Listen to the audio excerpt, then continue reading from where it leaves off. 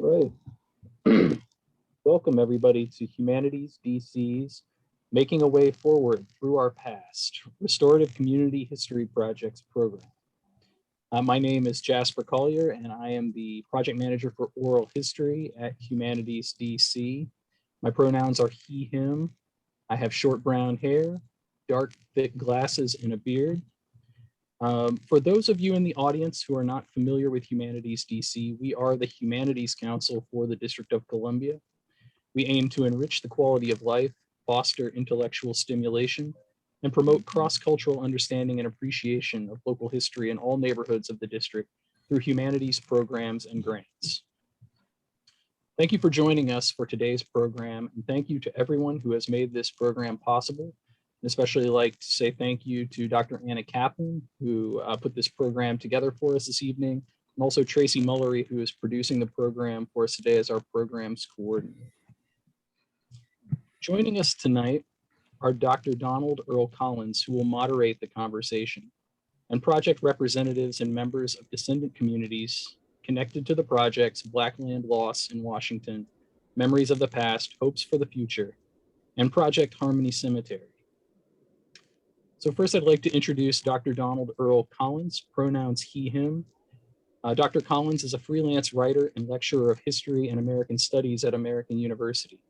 He has written on the topics of multiculturalism, education reform, race, and the history of African American and American identity for more than 20 years. He has published in the Washington Post, The Atlantic, Al Jazeera English, The Guardian, Huffington Post, diverse issues in higher education, Pittsburgh Post-Gazette, Atlanta Journal-Constitution, History of Education Quarterly, Teachers College Record, Academe Magazine, Radical Society, and the Journal of Hispanic Higher Education. His publications include narrative profiles and stories, op-eds, book reviews, scholarly articles, and feature articles, review entries, and book chapters. Dr. Collins is also the author of Fear of a Black America, Multiculturalism and the African American Experience, on iUniverse.com in 2004, an in-depth response to the conservative movement's culture wars on all things multicultural. Outside of his work as a writer, Dr. Collins has worked in academia and in the nonprofit world for more than 2 decades.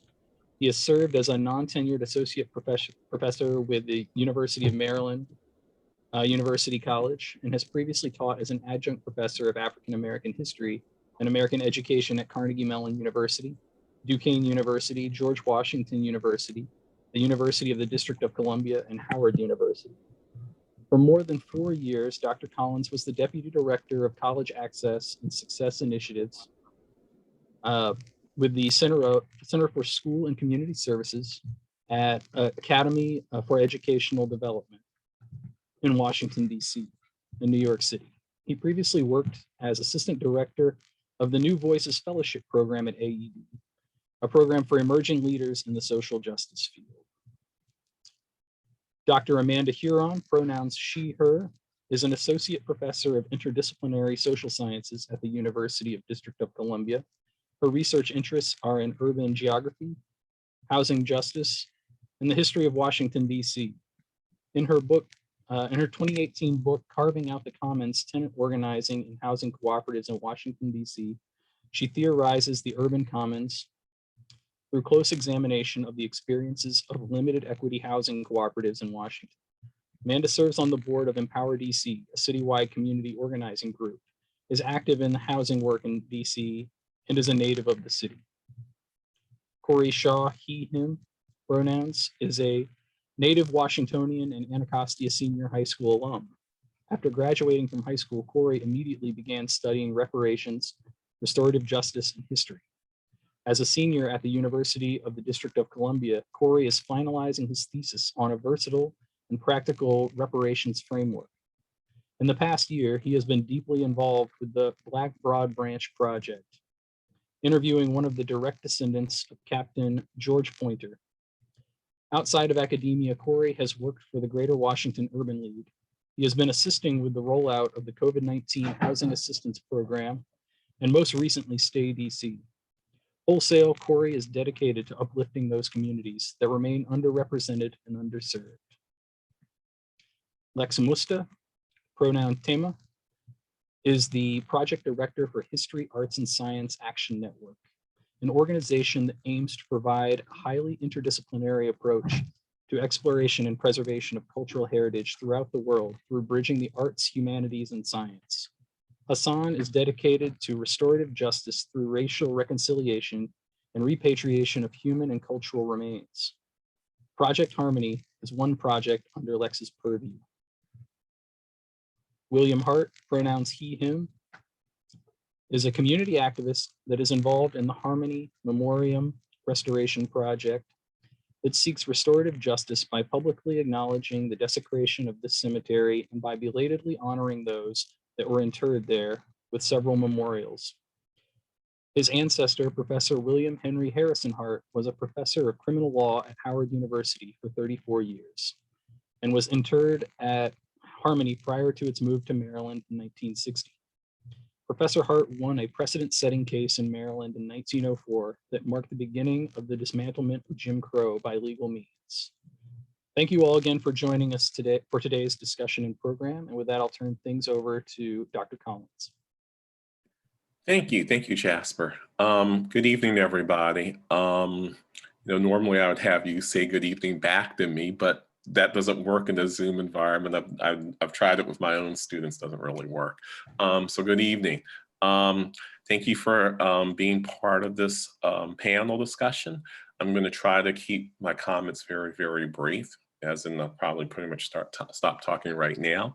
I want to get to the heart of dealing with these issues around land loss, cultural loss, loss of sort of, artifacts and identity and relics and places of deep, feeling for, if not in fact, holiness toward, in terms of the losses that communities have had over the years in DC, and really the DMV, I think, to some extent as well. So I'm going to turn it over to let me get my pronouns right before I start talking here.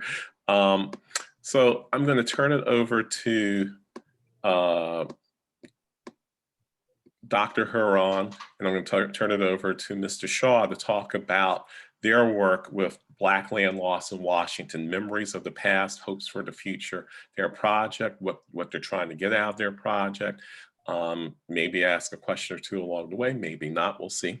And then we'll go from there. So with no further ado, Professor Huron, Mr. Shaw. Great, thank you so much. We're so delighted to be here this evening. And I think our plan is to talk for just about 10 minutes, and to Corey and I are going to kind of tag team this presentation. So I'm going to share my screen and share with you, get this going here. Can folks see that shared screen there? Excellent. So the first thing I want to say by way of introduction is that, this project was originally called Black Land Loss in Washington. Over the course of the time we've been working on this project together, we've decided that loss is a bit too passive of a word to describe what actually happened. And so in the presentation tonight, we're using this term seizure because the land was taken by the city. And we'll tell you about that history momentarily. So Black land seizure in Washington, memories of the past, hopes for the future. Myself and Corey Shaw will be giving this presentation. I'm an associate professor at UDC. Corey's a political science major. And we're really pleased to be here tonight. And we want to thank Humanities DC for funding this project. This was a year-long project that's just wrapping up now, or at least part of it is wrapping up, part of it is continuing on.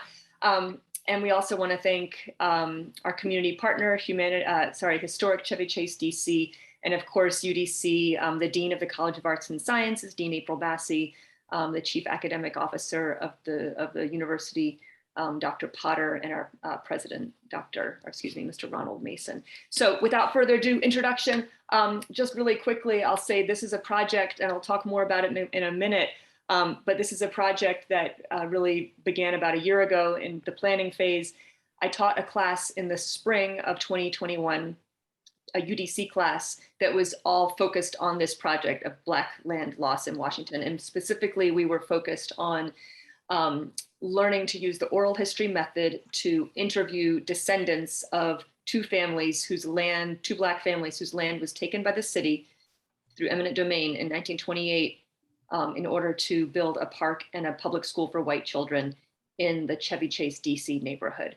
And so we were approached by Historic Chevy Chase, DC, this organization here, to do this project. They were very interested in partnering with us on it. And they had been doing this research of the Black history of Chevy Chase, DC. And so we formed this project in partnership with them. So the short story is there were several families, actually Black families, who lived along Broad Branch Road in upper Northwest Chevy Chase, whose land was taken by eminent domain in 1928, as I said, to build Lafayette Elementary School and the park. And I'm going to turn it over to Corey to tell you some more about that family history. And then I'll talk more about how we did this project. And then Corey's going to talk a bit about the oral history method that we used, and then we'll kind of close out and tell you where we're going from here. And I'll drive the slideshow, Corey. Awesome, thank you. If you could just jump to the next slide, I'm going to jump in. Everybody try to stick with me. There's a lot to cover. Essentially, the year 1773, and George Pointer is born a slave. He remains a slave for 19 years, and at the age of 19, he purchases his freedom with the wages he was allowed to keep after he was rented to the Potomac River Company, owned by America's first president, George Washington. Once he buys his freedom, he purchases land along the Potomac River, where the C&O Canal is today, and he lives his life out as a free Black man in post-revolutionary United States. Circa 1829, after he spent his entire life continuing to work for George Washington's Potomac River Company, he writes this letter that's on the screen here, essentially asking the C&O Canal Company not to tear up his house that he had built and allow him to stay there. At this point, he already had children, and they had already, grown up and gone about their own lives. And his granddaughter at this point, Mary Ann Plummer Harris, ends up moving to Chevy Chase, DC. If I get the next slide, Dr. Huron. In Chevy Chase, DC, she buys this land that is in question in this little green circle. You can see it says T. Harris. That is her husband's name, Thomas Harris. This land is, I think, noted around 1840 is when we start to see records of them having resided on this land. And they were there up until about 1929. You can see on the left, there is one of the original structures that it's believed that she lived in. That is taken from a Washington Post article from a year prior before the land is taken. If I could get the next slide, Dr. Huron. The land is taken in 1929. Essentially, by that time, and you can see on the map on the left, the surrounding community of this land was already being developed.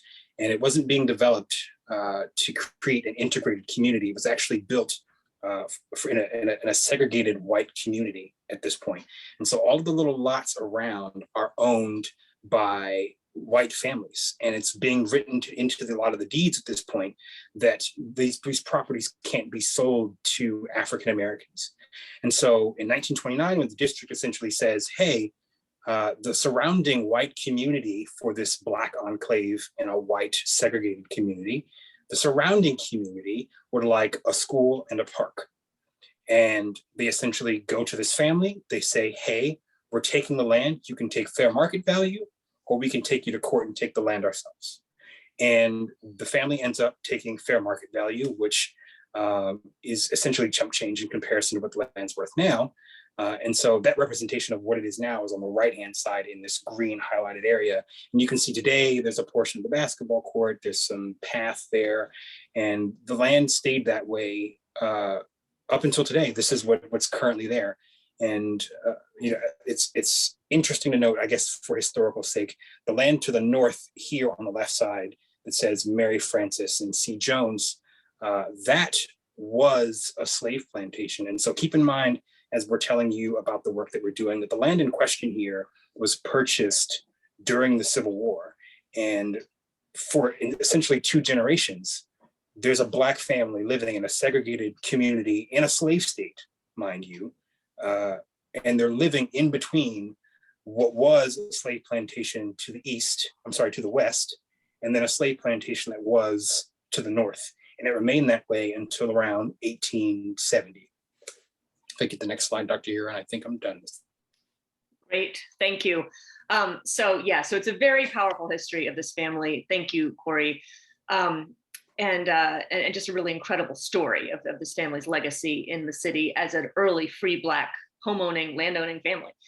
So I'm going to just give you a quick overview of what we did in this project. And we're really excited to be sharing this together with the Project Harmony Cemetery, because we do think there's a lot that we can learn from each other, and it's going to be looking forward to this discussion. So just a quick overview of our spring class. So, it was COVID times. We were, of course, a remote class, but we did have a few field trips in person wearing masks. This was our first field trip in February. The class went to the Pointer Harris family land in Chevy Chase, DC, which is now Lafayette Park. And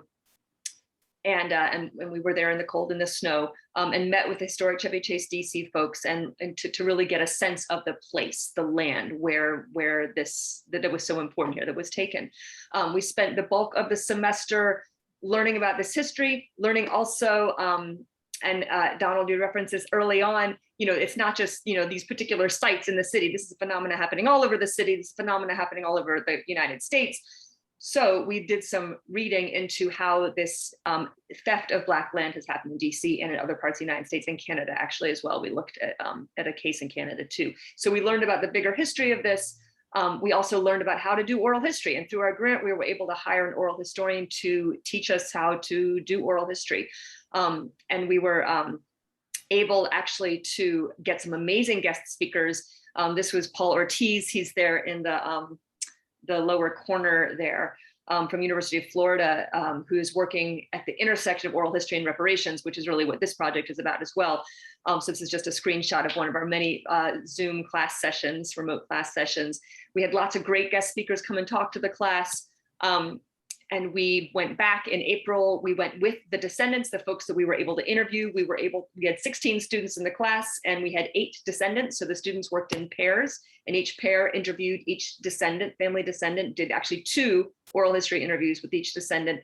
And the purpose of these interviews was to understand this person's life history and to ask the descendant what their thoughts were, what their ideas were for possibly beginning to repair the taking of their family's land.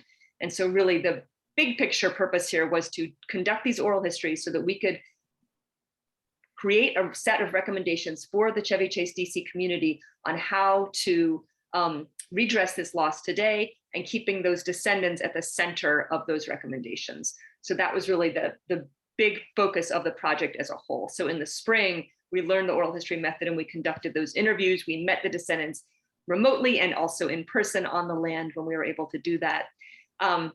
This is another image of students with some of the descendants at the recreation center on that land. And then actually the land was renamed in honor of the family of George Pointer, the Pointer family, in June. This is the mayor speaking at that renaming ceremony. So we went to that ceremony. We were part of that ceremony and that ribbon cutting at that recreation center. So the park is now officially named Lafayette Pointer Park, which is exciting. And then over the summer project, we worked, 10 of the 16 UDC students stayed with the project over the summer, and we were joined by 14 additional high school students from throughout DC.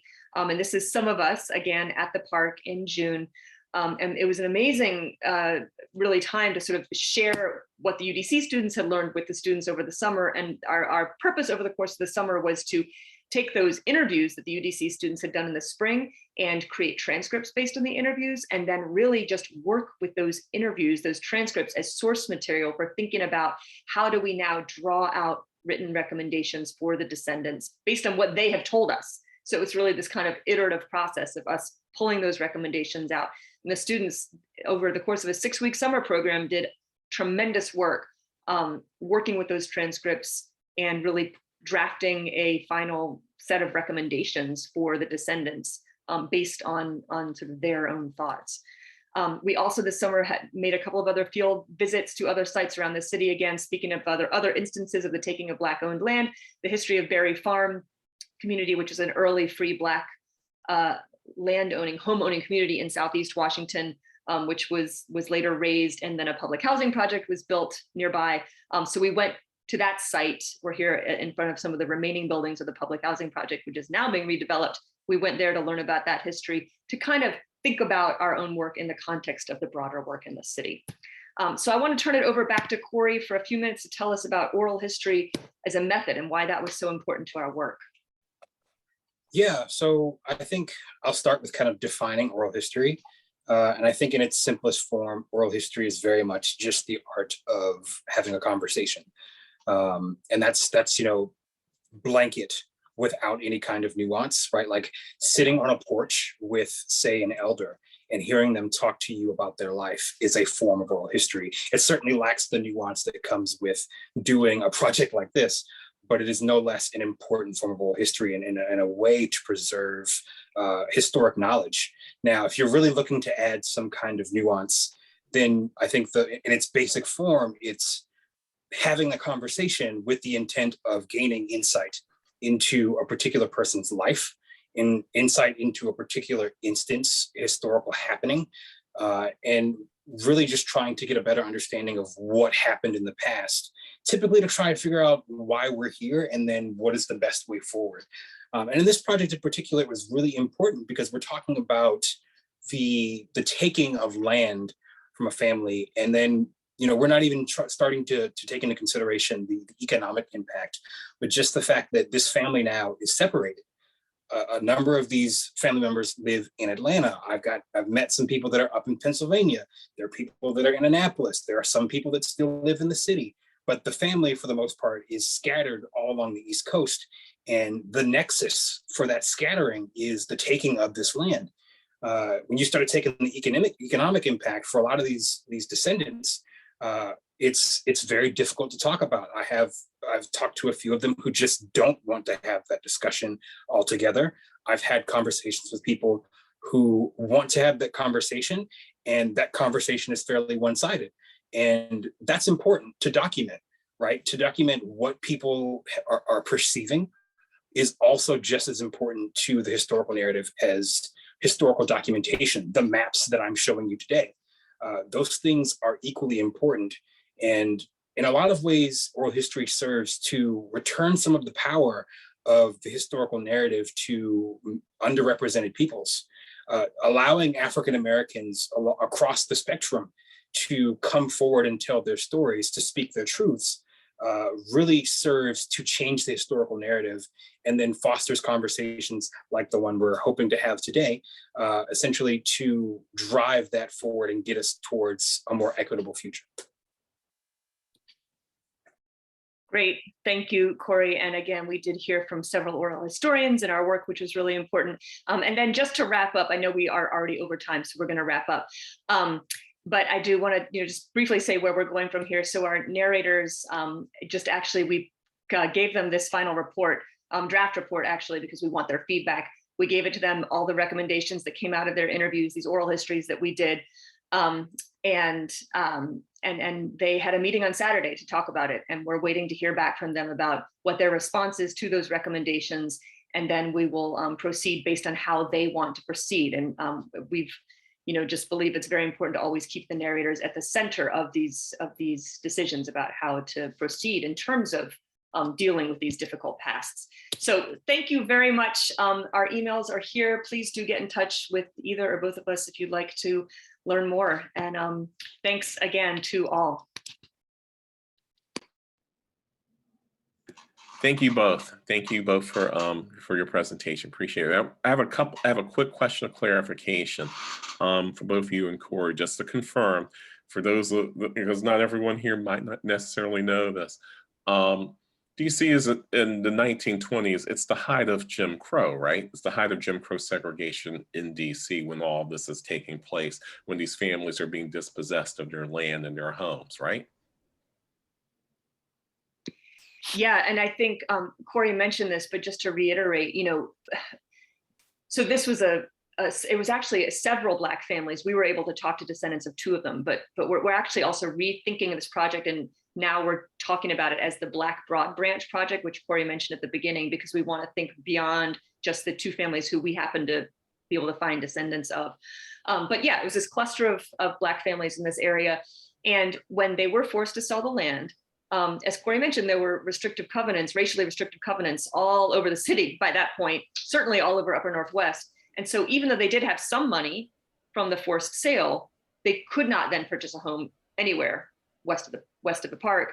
They couldn't purchase a home in most parts of Washington, D.C. They were very limited because exactly what you're describing, Jim Crow, the just intense segregation of the city at that time.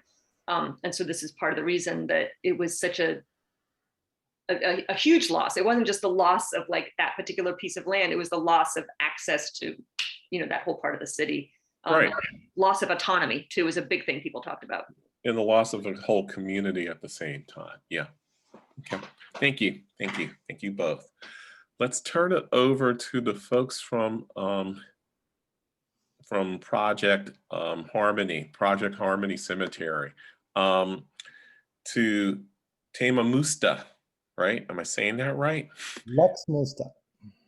Lex Musta, and to William Hart, descendant of William Henry Harrison Hart, who I actually had heard of prior to knowing that he was a descendant.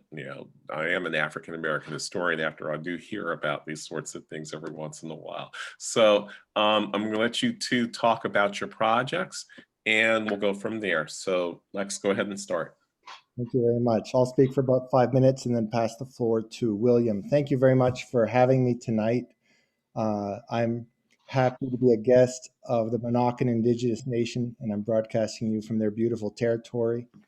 And I want to just share 5 thoughts with you today. My first thought is a story. For 20 years, I had been looking for some aspect of this cemetery, this Harmony Cemetery. I began looking for it in 2000. And then when you finally find it and you see 2 miles of desecration, 16, 30 feet wide in different places, you don't know how far deep, and you just see that and you go, what does restorative justice look like? Much like we just heard, they were asking, what does it look like? And for us, we got together with the Maryland government, the Virginia government, the cemetery, the descendants, and we decided it's going to look like 3 things. 1, let's build a monument to honor the people who lost their graves. So we're going to build a monument with 37,000 names on it on 1 acre of donated land in Maryland. Another thought we had was, well, those stones that we can still see and make out what they say after 60 years of erosion in the Potomac River, let's move them back so they may rest in peace where their bodies are lying. And third, for all those thousands of stones that you can't read anything after 60 years of erosion, let's make a monument there in the Potomac River. So I'm just going to take 80 seconds here to let you see what I saw that first time I saw it, and let yourself ask that question. What would restorative justice look like to you? This is a segment from CBS Sunday Morning, which I'm going to share with you. And let's just listen to, the old Colombian harmony. I got to remember to share audio. 1 second here. Let me do that again. There we go.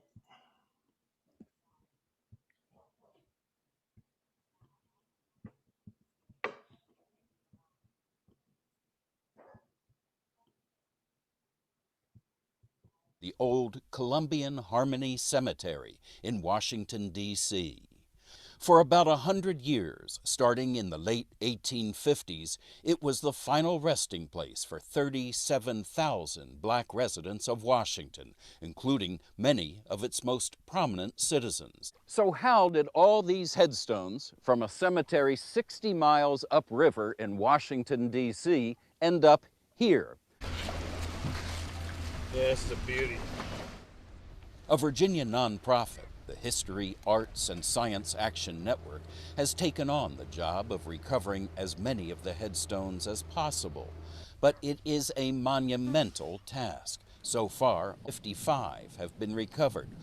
That's music to the ears of William Hart, whose great-grandfather, William Henry Harrison Hart, was a civil rights champion and legendary law professor at Howard University, who was buried at Harmony. I think that I would be overjoyed if I found a headstone. I am overwhelmed that other people care so deeply about this issue. Even though this was a tragedy, the fact that people care today brings me great joy. Now let me share an observation. I am struck with the extreme lack of love that was displayed in Washington, D.C. in 1960. What an incalculable loss to lose some of the greatest heroes in American history. This cemetery is the most national cemetery in the whole nation because of 1876. The terrorism drove people from all across the country, like William's ancestor, who walked on foot from Alabama to get to the safety of DC. Consequently, we got this incredible collection of national heroes and heroines. And what a lack of love that we would allow such monuments and such lives to be desecrated in this way. And I want to also share a concern that as we seek restorative justice, I think it's very important that we pursue love at the same time, that we pursue mutual advancement, because we have to create love. We have to work and figure that out. How can you create love out of such tragedy? So that way, the love that didn't exist in 1960 does exist now. And so I want to share an idea. The idea is other to one. I think we are on an arc from otherness to oneness, in that in 1960, these were not our gravestones, they were someone else's. It was not our problem of how to memorialize these people. That was someone else's problem. But today, in 2021, it is our problem. These are us. And that is a sea change in perspective. And I think it gives us a great vision of how we're going to start moving forward as we redefine our worldviews to include the multicultural, multiracial view that Dr. Alain Locke so championed out of Howard 100 years ago, that when the racial pogroms of 1919 occurred and ripped apart DC reacted in 1921 with an interracial race amity conference with all of the leaders of the city called together. And this is the 100th anniversary of that moment. And I think we're now at a point where it's now a lively concern that national interest in this story reflects. And finally, I have a request, and that is that I would love to see that all these projects that seek to restore justice find ways to make it a mutual activity. As hard as that is, as much of an extra burden that is, we need united means to achieve united ends. We cannot just pursue united ends. And this united means, I can think of no better spokesperson than William Hart. Long before I was involved in this project, he was already replacing the desecrated headstones with beautiful stones long before I was even thinking of this project. So he has so much to share on this topic. So I'm so delighted to share this evening with William Hart. Thank you for that very eloquent introduction, Lex. And good evening, everyone. In staying with the ideas of Hassan that Lex just described regarding restorative justice, I would like to continue that focus on that topic by telling you a little bit about my ancestor, Professor William Henry Harrison Hart, who died in 1934, was interred in the Harmony Cemetery, and was moved in 1960 to the existing location in Washington, D.C.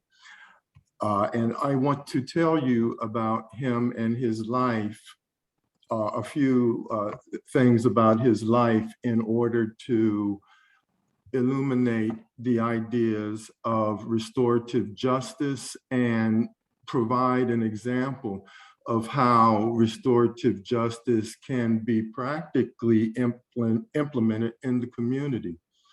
So what you're seeing on your screen is a picture of Professor Hart around 1920-ish, and also the headstone that I purchased for him about 15 years ago. On this headstone, I had inscribed the court case that he won, that I'll tell you a little bit about in a moment. In any case, I want to tell you about Hart's life. He was born in Eufaula, Alabama in 1857, and this was during slavery times. And when he became a teenager, he, of course, the Civil War was over and the Reconstruction government were the politics of the day. And in Alabama, Reconstruction, of course, was not very popular. And Hart did support the Reconstruction agenda and was subsequently ran out of town. He walked all the way from Eufaula, Alabama to Washington, D.C. And when he arrived here, he was barefoot and ragged.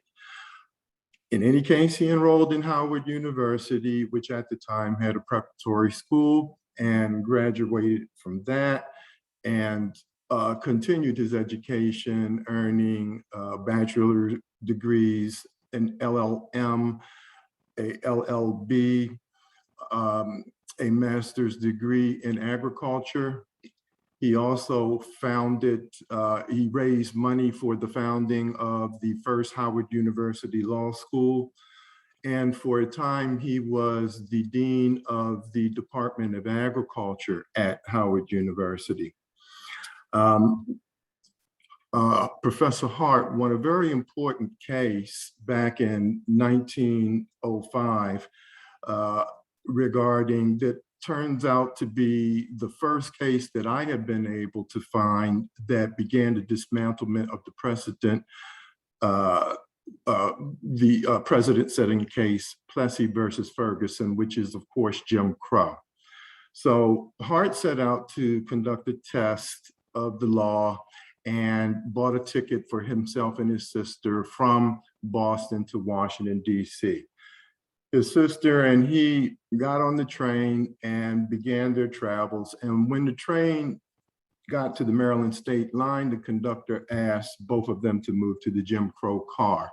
Hart's sister Clementine lost her nerve and moved to the Jim Crow car, while Hart refused and was jailed in Cecil County, Maryland. So Hart immediately took his jailing to court and lost, and appealed to the Maryland Court of Appeals and won there. That court ruled that Jim Crow still stood, but the issue which Hart brought up was that the state of Maryland had no jurisdiction over interstate commerce. And if you're on a train that is traveling across state lines, that's interstate commerce and the sole domain of the federal government. So this was one of his contributions to restorative activities in his life. And one of the other things that he did that I especially want to relate to the idea of restorative justice is about the Hart Farm School and Junior Republic for Boys that Professor Hart established in the late 1890s, and the school was operating until about 1904 or 1905. This school operated as an institute that would take the indigent African-American youth of Washington, D.C. and bring them to the school where Hart would educate them in the ways of agriculture and also in the ways of government.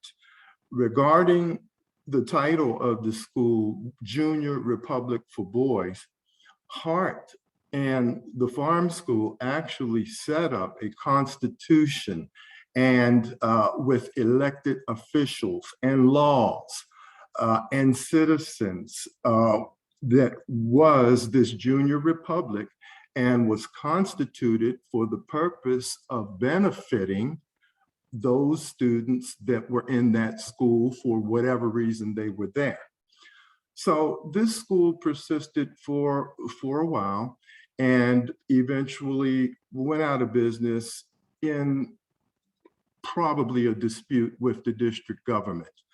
Hart was receiving funding from Congress, appropriations on an annual basis to operate the school under the condition that the district government would send these indigent children that they had identified to the school. And this was how the school operated successfully for many years. But at some point, that ceased to be the case. And the Hart Farm School was no longer. So how do I relate this to practical ways of supporting restorative justice? Well, I believe certainly through the good work that Hassan is doing to create the memorials and promote and advertise that this has occurred, and to do some small thing to restore the dignity of the desecration. I began thinking in more practical sense or a better way of saying it is in a practical sense. What can we do day by day? And I think that the promoting and the knowledge of the greatness and the exceptionalism of our ancestors that is in many cases hidden from the view and understanding of our young people.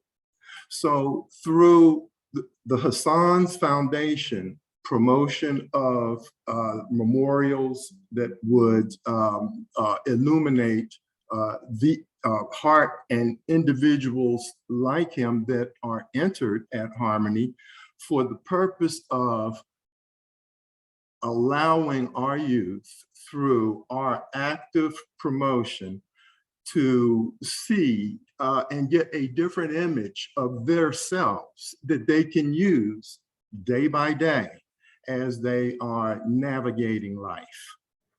So I certainly believe that the restorative aim of Hassan is a noble and good one, and also the restorative activities that I am branching off into as it relates to promoting Hart and others that are at Harmony and their greatness to our youth. I certainly believe that those can be done to great restorative effect in the community. Thank you so much for listening to me, and I'll turn over to you. Turn back over to you, Dr. Collins.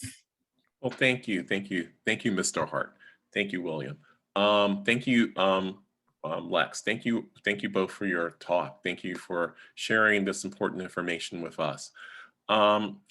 We have time for me to ask a few questions of my own before I turn it over to the audience so that they can ask their questions. So, audience members, whoever you are, if you got a question, let us know. Let the good folks at Humanities DC get your question. You can put it in the text box or through some other means. I think they have a means for getting your questions so that we can continue a conversation around this and not just presentation around this. But I do have a couple of questions of my own that I'd like to start off with to get us rolling a little bit.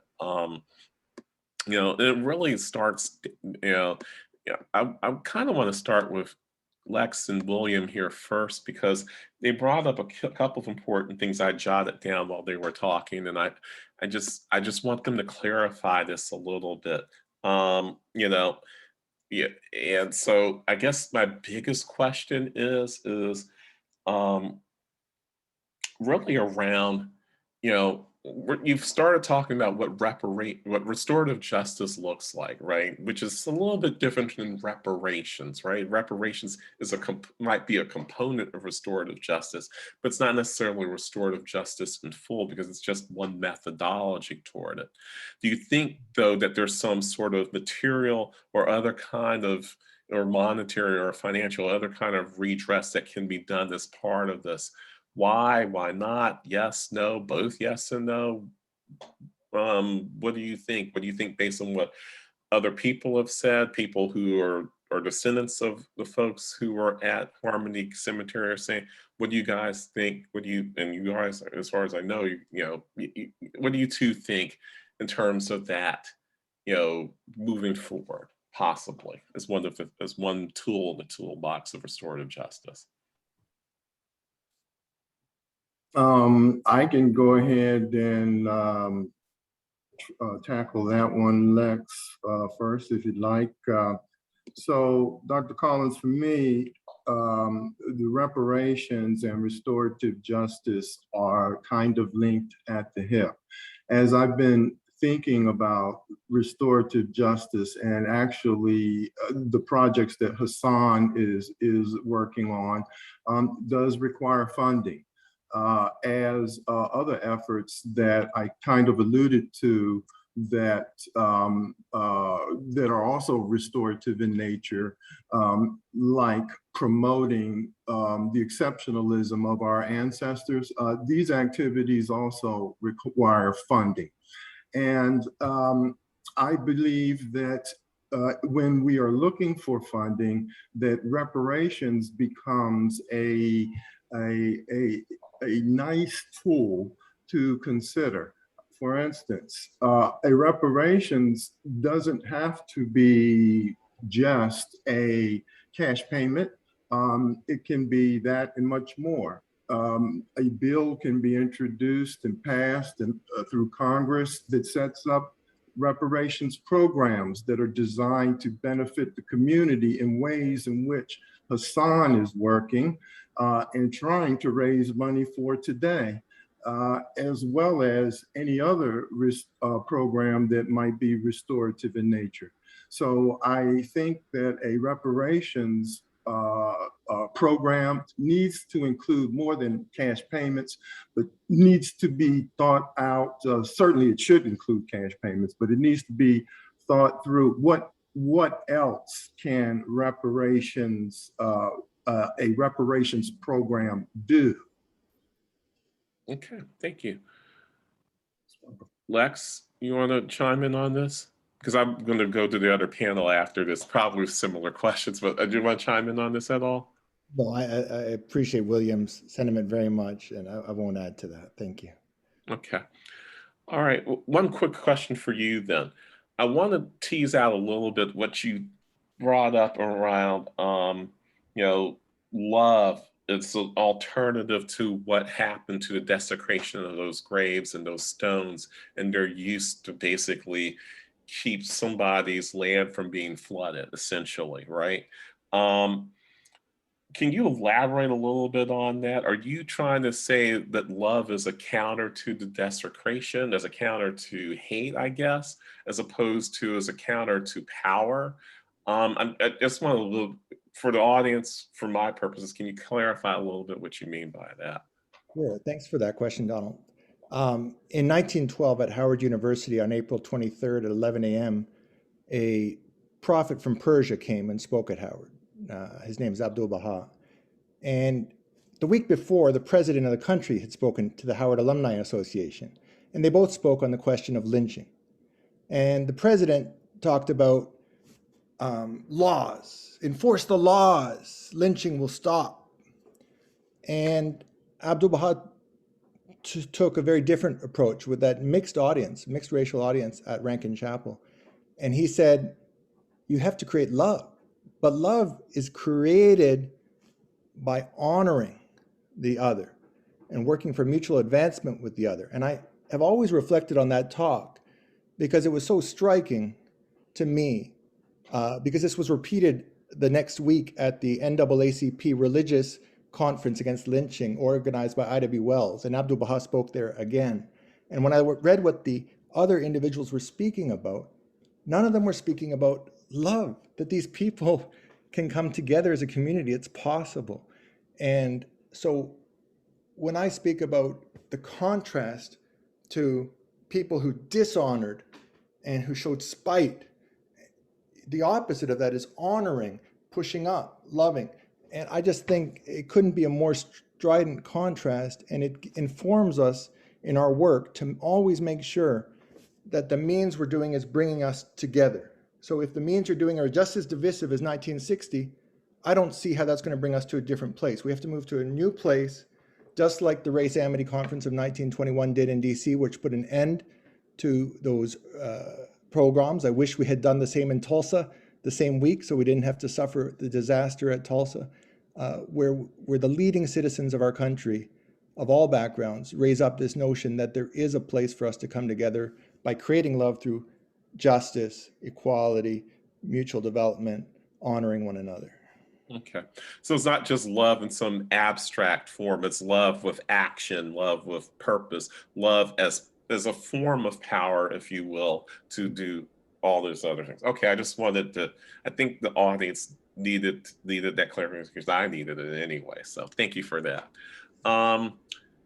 Professor Huron, Mr. Shaw, same question, similar question, slight tweak around the issue of restorative justice and what that looks like. I know you've done a report, you've brought that report forward. What are the folks you've interviewed? What are the folks that you asked about saying about what RJ looks like in that context, in their context with land loss or land seizure in Chevy Chase part of DC? I'm so glad you asked because we were talking about this, Corey and I, before the panel. We actually did want to have a chance to talk some about what their specific ideas were and the recommendations.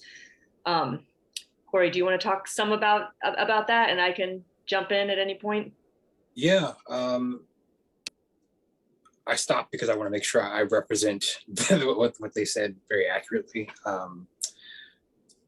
The first thing really was returning the land.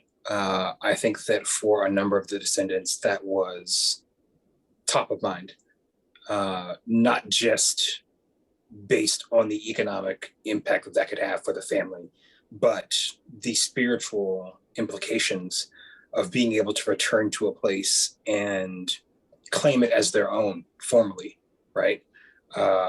Another thing that kind of came up was similar to Evanston's program, kind of empowerment grants or cash payments that would incentivize opportunity for the family.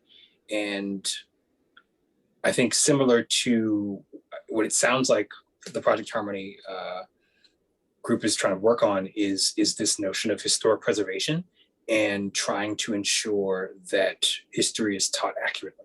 And so one of the things that really came out was finding a way to implement the stories of George Pointer, Mary Harris, Elizabeth Townsend, Mary Ann Plummer Harris into the DC history curriculum. Because you're talking about, again, a Black man free in the nation's capital, and then going on to work for George Washington for the rest of his life. And then from there, his granddaughter having sailed notorious Confederate sympathizer Andrew Jackson up the C&O Canal to another groundbreaking, and what that meant, and then what that story means for young Black women. And I don't mean to divert, but I'm thinking about June Jordan's writing of Where's the Love, on the idea of addressing each other in that way of communal self-interest, understanding how there is very much a dual consciousness, I think, in the African-American community still, where we are thinking as African-Americans, and there is this notion of being Black and American.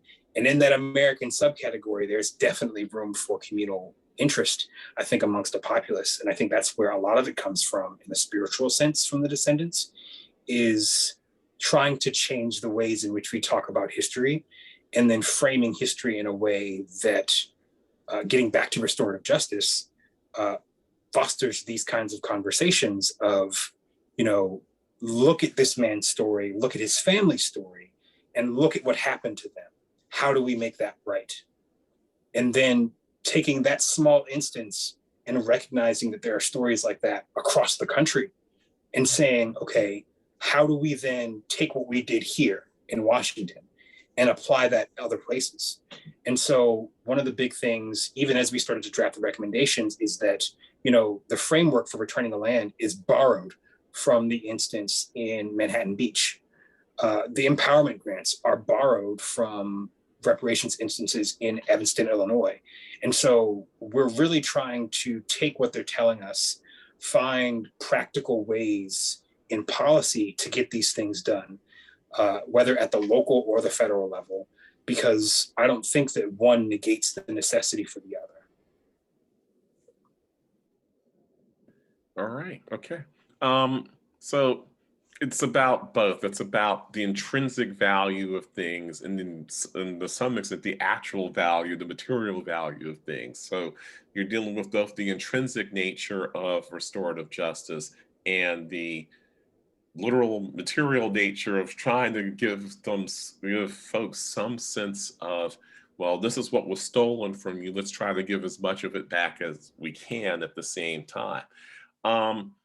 I want to have time to ask some of the audience questions, so I'll refrain from asking more questions because I do have more questions. But thank you all for answering some of my questions, hopefully helping out other folks at the same time. So, all right, I'm going to turn it over for a bit to audience questions. I'm going to read audience questions. Thank you for keep them coming, please. The more, because this is really for you. It's really for all who are part of today's discussion to really get what they need to get out of this. It's about more than what I think. I mean, who cares what I think, right? So let me start with audience questions. Hope I'm pronouncing this right. Katina Lane Pixley. This question specifically is for Amanda. Did you all trace the trajectories of those families post-movement? I am curious as to the impact, for better or worse, of the forced movement. Yes, and Katina, Professor Lane Pixley, thank you so much for being here. So one thing that we didn't mention is that the historic Chevy Chase DC organization, who originally approached us about doing the project, they had actually already been in communication and working with for a while two researchers who were historians who were working on a book about George Pointer's life and his family descendants. And that book was just published this spring. And this is the book. It's called Between Freedom and Equality, the history of an African-American family in Washington, D.C. So it is the history of this family, published by Georgetown University Press just this past spring. And so in that book, they do trace, they did that work basically already for us of tracing where those families went.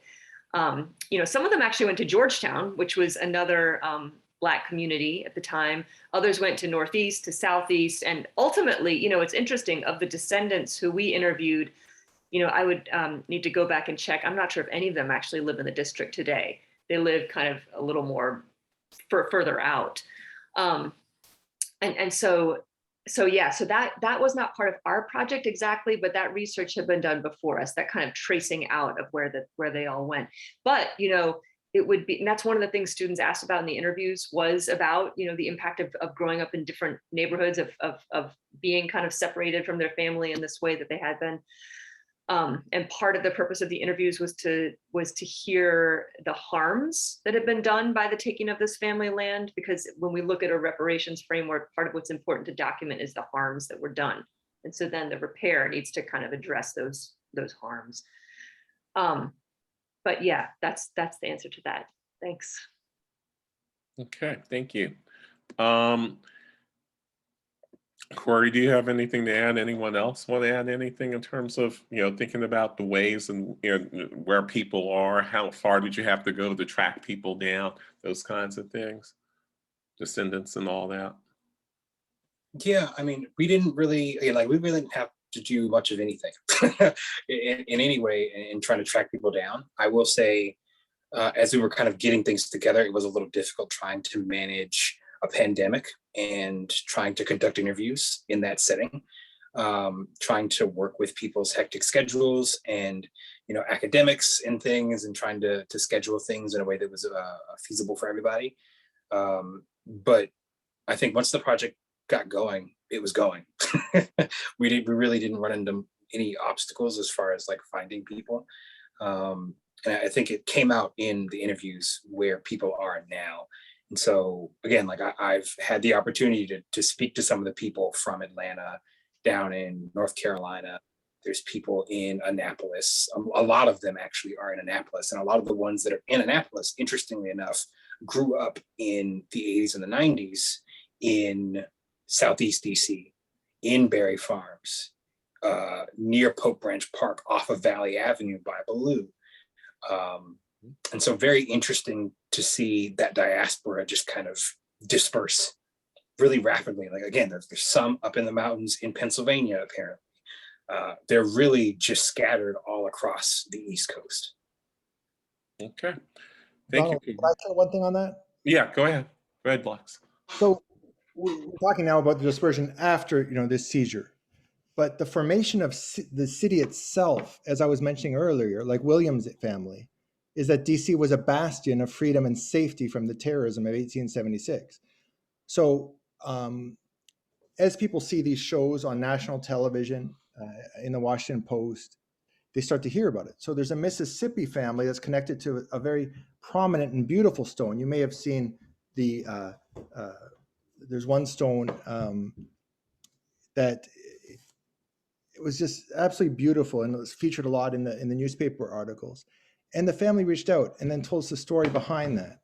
And that was that there were 7 brothers who were all born enslaved, in this case, 1828, and they were all castrated. So these kinds of stories of American slavery aren't often told. Well, what happens to somebody who's, hey, you're free, go to DC and have a life? Well, he got a job in DC, he got married, but then his wife, the lady remembers in the family oral history, was always crying, you know, no children. And so they appealed to their sister's family for the children from Mississippi, where they came from.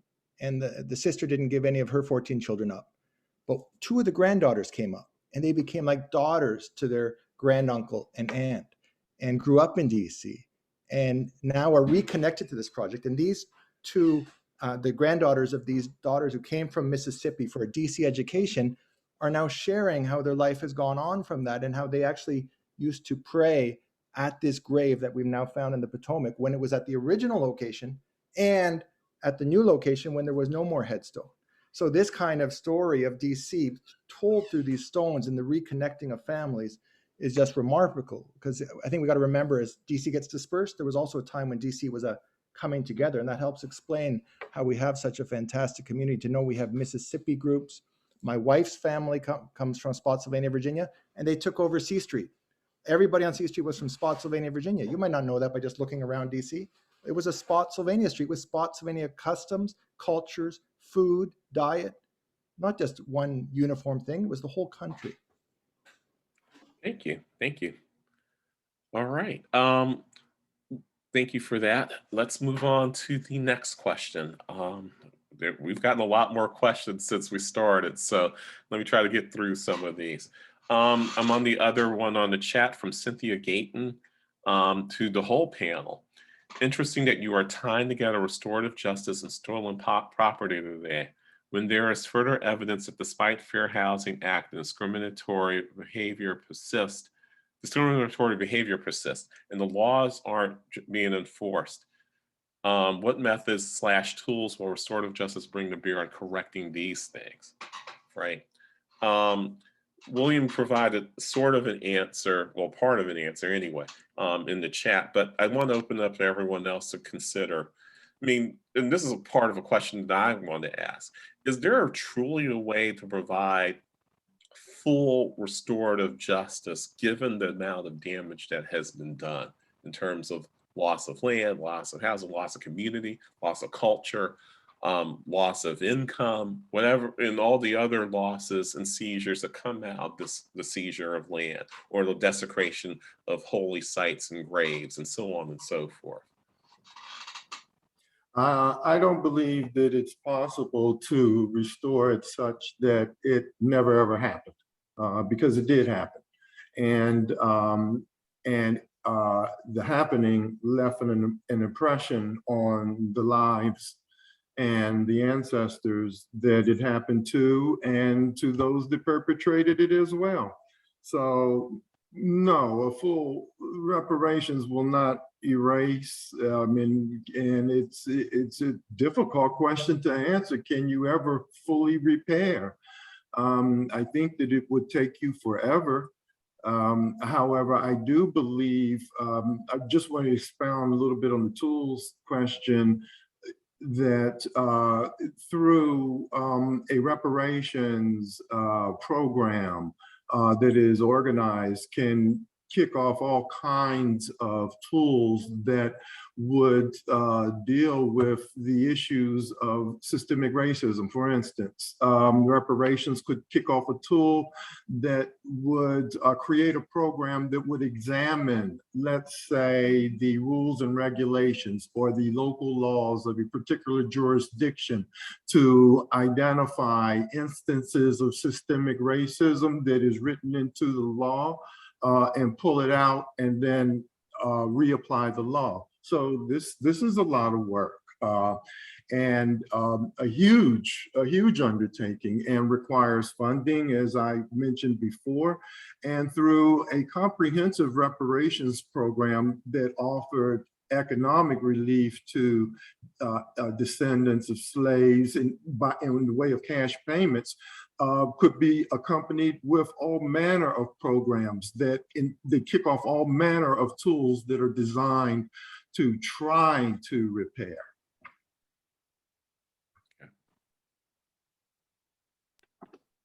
If I, Go ahead. yeah, Go ahead, Corey. I approach the issue of reparations through two different paradigms. The first is complete deconstruction, right? Recognizing the harms done, recognizing that we will never really try to find and ever really achieve returning us to a state before the harm is committed. The decision then is to just scrap everything and start over. And I think in some ways that can be present in the second paradigm, which is repair, redress, and reform. I think that if we're trying to talk about, I think in particular the example was the Fair Housing Act, abolishing things like that and then trying to find ways to implement other programs is a really good way to start to approach those things, whether that's done at the local or the federal level. I'm skeptical of the federal government because it's my view that if it's not on the act of the federal government actively doing something, it's their fault by way of negligence. What I've seen in recent years is a lot of nonprofit work surrounding issues on behalf of local governments, on behalf of the federal government, chiefly, and Dr. Huron, you'll know who I'm talking about in a moment, is the U.S. African American Redress Network. They do a lot of work around the country working with local reparations efforts to assist in some of that logistical work of doing the research, understanding the history, and then trying to report to local municipalities what needs to be done, what was done, and how do we go forward from there. I think that in addressing a wholesale reparations, I think it would be wise to stay away from the federal government to start. Starting at the local level comes with a lot of advantages. I think you get to have those localized discussions about harms committed and then document at the same time the liability on the part of the federal government. And doing that across the country really builds a solid narrative at that point. And I think that's one thing that I try to remember as I do advocacy work for reparations, is that we are very much still in the minority in the school of thought department. Reparations is certainly a bit more of a hot button issue than it was 20 years ago, but it is by no means in the mainstream. It's definitely a topic of discussion, but I don't know that the majority of the country would throw their weight behind a reparations program quite yet. And I think the way we start to do that is strategically start locally and uncover these histories through projects like Project Harmony, like Black Broad Branch, start to do those oral histories and change the local historical narratives. And then you get people that start to ask, wow, how is it that this happened here? I wonder if this happened somewhere else. And then they start to realize, wow, look at Manhattan Beach in Los Angeles County. Look at Evanston, Illinois. Look at, there's another one, Montpelier, Virginia. How do you start to change that local narrative and watch how that changes the larger historical narrative of the country? And in turn, the country turns to address that need. I think that addressing it at a federal level too soon can be a bit haphazard. I think that we run the risk of pushing people too far. Not to say that like we should care. That's another thing that we walk the fine line on, right? Is how much care do you provide? Corey, you just froze. Doing the right thing. How often are you? Oh no, did I froze? Yeah, you froze for. Can you hear me? Okay, I'll be brief because I've been talking for a while, but just the notion of, the notion of caring as a Black man, and the fact that I'm supposed to care about the majority of the country, who for the majority of its existence wouldn't have cared about me, right? And then saying, well, this is the way forward, this is the best way to act, and then trying to bite my tongue and say, well, that's not practical. And trying to walk that fine line between strategy and reality and what's right and what's just is very difficult. But I think that we stand to achieve a lot more starting locally. And then when we decide to go and attack the federal government, they don't really have much of a choice because public opinion isn't on their side. Thank you for that. Thank you for that. This is a related question, so so don't go away, Amanda. Don't go away, Corey. Quick question. This is specifically from you, from Amy Cohen. I was so interested in the embrace of your research by both the Chevy Chase community and the mayor. How is this positive relationship created, and how has your work been embraced by the establishment? It's kind of related to what Corey was just talking about. How is it going for you on the local level, and what is next for your project? This is great. And is this Amy Cohen from George Washington University? I think it is. It's really, really great to have you here. And yeah, I mean, first of all, we would not have done this project if we had not been approached by Historic Chevy Chase DC. And so, this group reached out to me because they knew I taught DC history at UDC, and they said, can we do some sort of project? And we talked about it, and this is what we, came up with. And one of the descendants of the family, James Fisher, is on the board of Historic Chevy Chase DC, as is his partner, Tanya Hardy, and she's a genealogist. And the two of them really, in some ways, have just, well, Tanya's work certainly was what enabled us to connect with the descendants. She is very, very connected with the family and was able to connect us. And so they're on the board, which has been really important to the project. But, the Historic Chevy Chase DC as a group has been very interested in learning about the Black history of that neighborhood, which, when we look at DC history, Upper Northwest and Chevy Chase tends to be glossed as like, oh, it was always white. It was always upper middle class. It was always white. And that's just not historically accurate. And so they were interested in learning that history. So that organization has, been a proponent of this, and they really led the initiative also to get the name change happen. To get the park changed from Lafayette Park to Lafayette Pointer Park. Now, I think some of the descendants and some of the students have questions about that name change. Couldn't it have been changed to Pointer Harris Park? Because Mary Harris, George Pointer's granddaughter, was the one who actually purchased the land, and yet her name isn't recognized in the new name for the park. So there's questions about the renaming. But yes, the mayor, of course, spoke. The city council passed a resolution to change the name. I mean, the renaming, I don't think, ended up being particularly controversial.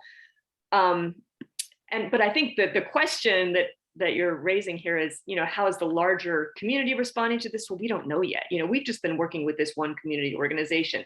we haven't yet gone to talk to an ANC meeting, for instance, or to talk to the neighborhood and community more broadly. And so that takes us to this question about what's next.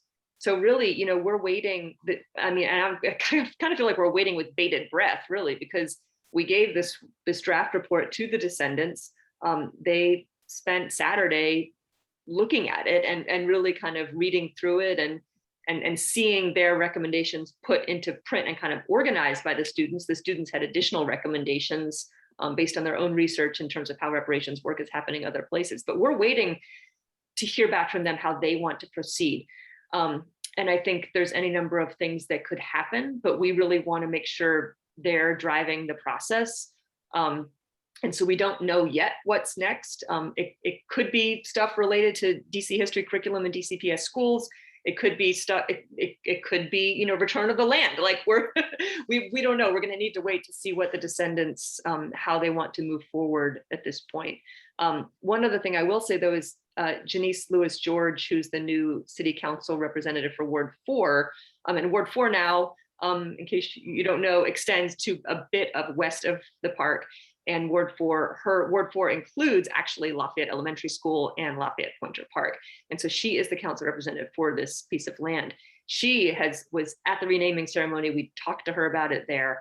She was very interested in hearing what came out of this. So I do think that there is interest, you know, at pretty high levels in the city in terms of really hearing what these recommendations are, and we hope acting on them. But again, we need to wait for the descendants to tell us what the next move should be.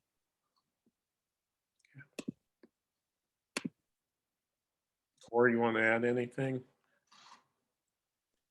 No, I mean, I think that was pretty solid. Okay, fine and good. All right, thank you. Let's see, we got about, give or take, about 10 minutes left, 8.5, 10 minutes, somewhere in that neighborhood. So let me see if I can find a few more questions. You know, chat boxes constantly got chatter going on. So if you've been looking at that the last 10 or 20 minutes, there's just been more and more chatter adding to it. People, you know, making comments, talking about other things. So let me see what I can find that's next, right? Katina Lane Pixley had another question about, this is for Lex and William, other families involved in your other families among the 37,000 involved in your project. Considering the extensive amount of people since the loss, I guess I'm filling out the final thought here. There probably are more than, you know, than a couple people you named. So I guess elaborate a little bit on the folks who've been involved. Yeah, Dr. Kelly Dietz, who's the founder, co-founder, and CEO of Hassan. Excuse my dog; they're excited. She believes this is the largest descendant project in the country going on right now. Wow. We projectharmonycemetery.com. Anyone can join. We copied the model that was established by Asa Gordon and Dr. Frank Smith at the African American Civil War Museum, where you can become a memorial member or a descendant member. Some of these people are so great that they already have large followings in the country. So you might want to, you know, the whole Douglas family is there. And so you might want to support them because you love Frederick Douglass. You know, you might love Elizabeth Keckley and you want to support her. So we have both those groups joining. And since we appeared on CBS Sunday Morning, a slight shift has happened in who's joining. Instead of before, it was 1 and 2 people, like William joined the project through mutual contact me and him had on ancestry.com. You know, so it used to be kind of 1 people finding them out, but now whole groups are joining. You know, all the Deltas have joined, all the Masons of DC have joined. You know, now the Lutherans of DC have joined. Many people don't know that that DC is famous. It had the first African-American Lutheran pastor in America, and now it has the first African-American female pastor in America. That whole community is joining. So we're now getting whole communities joining, and then they're taking the effort to find out everyone who is buried there. So I think it's going to continue to grow. And as we continue to hit these milestones of, the next big milestone is moving the stones up and replacing them. There'll be a big bill passed in Congress where we'll get funding for 400 USCT stones. There used to always be Memorial Day at Harmony. You know, the European descent community went to the tomb of the unknown soldier over there, and the African descent community went to Harmony. Elizabeth Kexley established it with the Douglas brothers. And that entire row of 400 USET soldiers, 2 Medal of Honor recipients will be reestablished.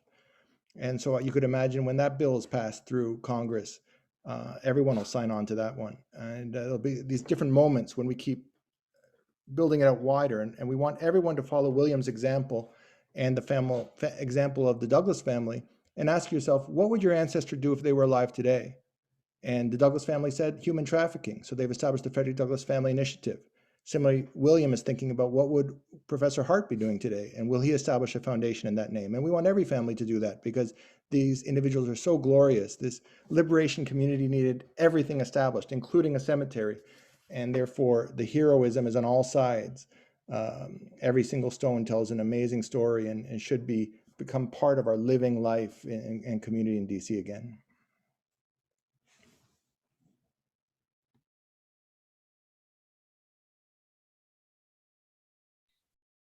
You're muted. Anyone else have anything else to add? Go ahead. The only thing that I wanted to add, wanted to thank all of my fellow panelists for their participation and for listening to Lex and I. And I also specifically want to address Mr. Sean Dr. Huron. I also am a Anacostia alum and UDC alum. So I see you. Well, I used to teach at UDC way back in the day. So, okay, we all have some UDC connection. It's great. It's wonderful, right? Yep. Van Ness and Connecticut Avenue. Yes. All right. So we're all representing. Good, good, good. I want to read this from April Massey to the panelists. Just want to read it because I think it's something to acknowledge. This is painfully amazing, painfully necessary work. I just think that first sentence kind of encapsulates what we've been talking about for the last 80 or so minutes. How, because it is painful, dealing with this kind of trauma. Studies on psychological implications of relationship with land ownership and the shadow of unspoken threat for Black Americans are needed. We're seeing this across Black farm families, the land loss from man-made lakes that disproportionately impact African Americans. Can you talk about any findings in these areas in your project? That's the general question she leaves us with. Can you talk about any of those findings around the psychological implications from your projects?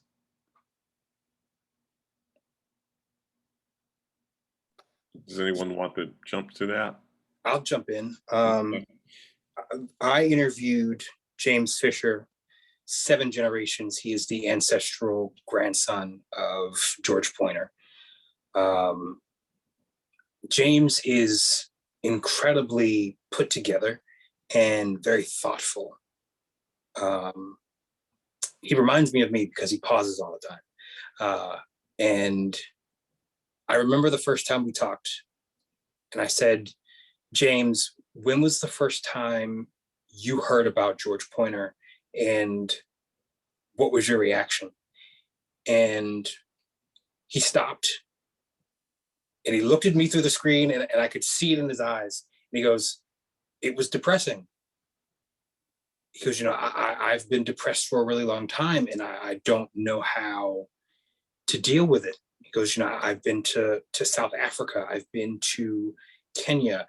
I've been all around the world and seen the history, the remnants of the history of the destruction of Black culture, Black communities, and it's depressing.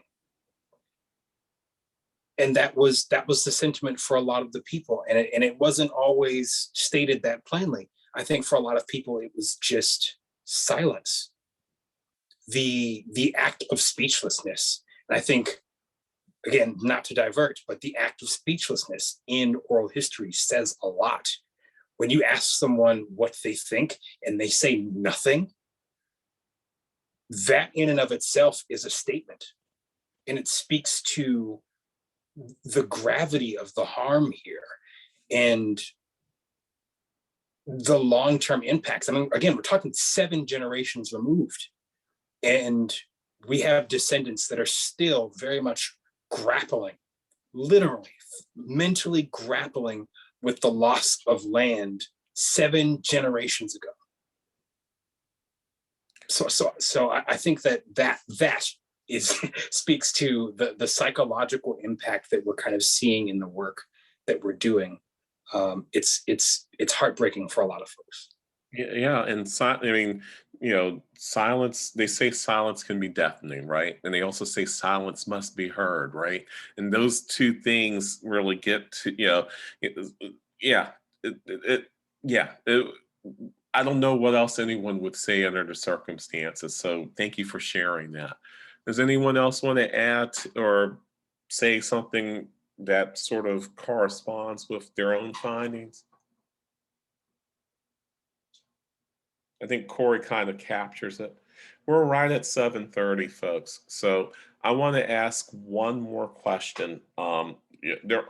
They're not, I have other things here. They're mostly comments, they're mostly positive, which is great. But I do want to ask one real quick question, because you brought up a whole bunch of things around restorative justice, around reparations, about different ways of working at this and getting at this. What about a process that includes something like truth and reconciliation, right? To deal with this at a community level. I mean, as Corey's been talking about, and to some extent, as all of you have been talking about, working at the local to get at larger national issues around this sort of thing. Just a thought based on your conversation, based on your answers, based on some of the questions that have been asked. What about T and R as part of a larger RJ process? I'll kick it off, and I'll try not to talk too long. I had the pleasure of working with the National Trust for Historic Preservation, and we worked with Mount Zion Cemetery in Georgetown.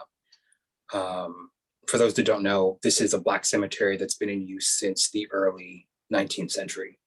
There are bodies there dating back to 1790. This is a cemetery that was used primarily by an integrated but predominantly African-American community in Georgetown. And about 50 years after its creation, Oak Hill Cemetery is established next door. And Oak Hill Cemetery then becomes a segregated white cemetery. And Mount Zion then sees the disinterment of white bodies into Oak Hill Cemetery. And so when we talk about truth and reconciliation, it's things like that. And I think you again, starting with stories and educating people, you really begin to get at the heart of human nature and the act of being human. And I think at a certain point, it becomes almost inhuman to see someone start to defend some of these things. And so again, like starting with some of these really compelling stories and teaching them to the youth, teaching them to those that are willing to listen, trying to do the outreach to people that aren't like-minded, putting ourselves in those situations to have those really strenuous conversations where sure, you're not really open to the notion of concession, but you're willing to have the conversation because it needs to be had. That's how you get started. And I think that the notion of truth and reconciliation is really important if we're looking to get anything accomplished at the national level. And I think that's the political science major in me talking, but I mean, it's a matter of really public opinion. You're not going to get anything done when you get to the federal level if you haven't, wooed the public to some degree. And, setting aside how ridiculous that is, it's a matter of necessity. And I think that starting with those stories and teaching them is where you start to break ground there. Okay, sure. I would add to that. Yeah, I mean, one of the things that we really tried to do in our work was to use the international human rights framework for talking about reparations, because this is an international question, of course. And yeah, and there are quite a number of countries where there are, some version of a Truth and Reconciliation Commission is being set up to try to address this history. So I think as people in the US, sometimes we can be very US centered, but it's good for us to learn from how other countries are doing this work. Yeah. Okay. Yeah, absolutely. I have one short thought to add. With all the talk on critical race theory right now, you see what I think is the fundamental shift in consciousness needed in our country. For so long, history has been used as a tool of power. So my gain in history is your loss. And Lies My Teacher Told Me is a great book on that topic to quickly see how control of textbooks and so on. But if we're going to move past that, we have to see it as our history. So again, this goes to the notion of love, that I take value in knowing that the only individual who survived Harper's Ferry was buried in DC, Perry Osborne, and he's part of the stones that we're looking for. And taking pride in Harper's Ferry becomes the national story, and therefore Harmony Cemetery becomes a national story. So all those millions of stories become our history, and we stop fighting over it as a power tool to ignore a group and to overemphasize a troop. Like Lee's statue coming down here, down in Virginia, is such a symbol of that we're moving towards our history. And so I hope that continues with items like a Truth and Reconciliation Commission. Okay. Sure. And it's funny you mentioned Robert E. Lee, the twisting of history. This is a guy that people see as a hero. This guy's a traitor. He's a traitor to the country in a literal sense and in an ideal sense, in an idealistic sense, and at the same time. But we're honoring his service to an idea that was defeated supposedly through the Civil War. I think, yeah, interesting. Anyone, William, want to add anything? You have the last word here. Okay, I would say regarding your question about the psychological parts of a restorative justice or reconciliation, I think that these stories are directly address that psychology, because when our youth hear them, they can't help but form image in their mind about what they have heard. And so I believe that component of the restoration to be psychological, and it's actually the component that I am interested personally in the most in affecting. And when we also talk about restoration and reparations, it's extremely complex calculus here, and it's a multifaceted problem. And when I always equate these types of problems, well, how much will it cost to get it done? And certainly at the local level, we must act, but we can't let our federal folks off the hook. We pay them an awful lot of money, every year, and there is a certain synergy that is forming right now. Our president issued an executive order directing all agencies of the executive branch of the government to begin looking at issues of equity. And so we cannot ignore our federal representatives. They work for us. And that's all I got to say. Thank you very much. Thank you. Well, audience, panelists, hosters, excuse me, let me say hosters. Thank you for being part of tonight. It's been recorded, so for those of you who want to look this up, that's great. We are over time by about 7.5, well, really 5 minutes, but from the literal time, 7.5 minutes. And sorry I didn't get to everyone's comments and questions. I got to the ones that I thought would be most relevant. You can look us up. I believe all our names are on here. You could, I guess, if you want to send us an email, you could do that. You certainly can do that for, you know, for me anyway. I mean, what do I know though? This is my research area, but I can still answer a few questions. But you know, otherwise, contact folks, right? Reach out. Anyway, thank you all. Thanks for being a part of this. Thank you, Humanities DC, for hosting us. Thank you, panelists, for such excellent presentations and responses to questions, and hopefully a conversation rich enough that people can take something away from. And that's it. Let's say bye-bye. Bye-bye. Bye. Thank you, Dr. Collins. Thank you, everyone. Thank you, everyone. Thank you, Dr. Collins. If I can just offer a couple more comments, Dr. Collins, before we close out, I just want to make sure that on behalf of Humanities DC, that I also thank all of you for being a part of this panel, and Dr. Collins for moderating. I also want to thank everybody in the audience for such great questions and for, you know, being so engaging and, you know, kind of, you know, helping contribute to this, you know, overall conversation as well. So we really appreciate that. I also want to just mention that we do have a program survey that will either be put into the chat or be sent out with a follow-up email with a recording of tonight's event. And if you can please just fill out that survey, it helps us improve our programming and, you know, helps your voice be heard in terms of, you know, how we can kind of continue to make more programs available through Humanities DC. We hope you enjoyed tonight's program. We hope that you'll join us this Saturday for a program with our DC Oral History Collaborative. One of our monthly coffee chats will be featuring the project Black Bartenders in DC from Pandemic to Protest. So thank you for that, and I hope you all have a wonderful evening. All right, thank you. Thank Have you. a great Guys. evening. Thank you. Everybody. Bye-bye. Take care.